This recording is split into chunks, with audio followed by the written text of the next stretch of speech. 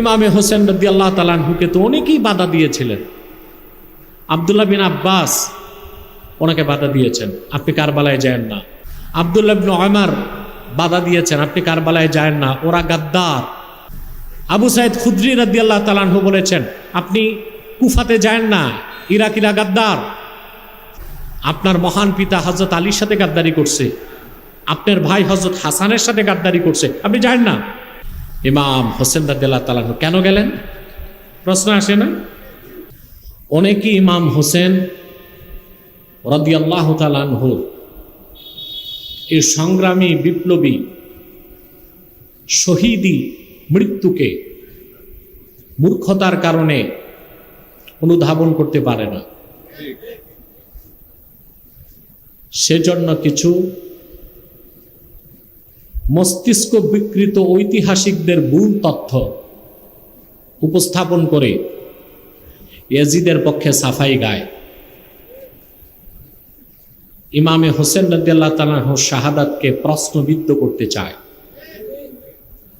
তারা জানে সরাসরি ইমাম হোসেনের বিরোধিতা করলে মানুষ তো ধরে তাদের জুতা পেটা করবে।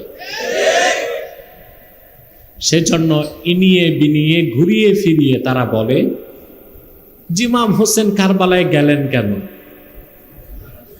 ওনার যাওয়াটাই তো ভুল ছিল। নাউজুবিল্লাহি মিন যালিক।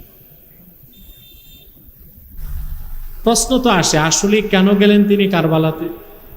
প্রশ্ন আসে না?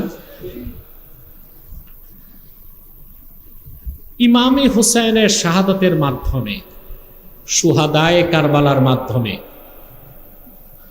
আল্লাহ তাআলা তার কোরআনের কতগুলো আয়াতের বাস্তব নমুনা সৃষ্টি করেছেন।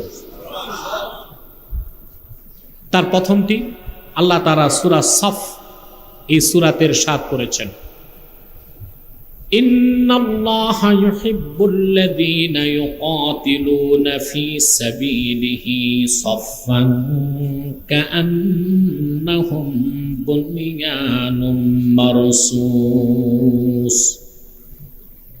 নিশ্চয় আল্লাহ তাআলা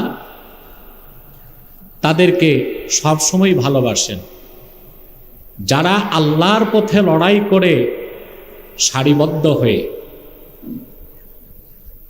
কিরকম সারিবদ্ধ হয়ে? লোহা সীসা গলা প্রাচীরের মতো, শক্ত ভিত সম্পন্ন প্রাচীরের মতো দাঁড়িয়ে যায় আল্লাহ দ্বীনকে প্রতিষ্ঠার জন্য, কাফের মুশরিকের বিরুদ্ধে লড়াই করার জন্য। সুবহানাল্লাহ বলবেন।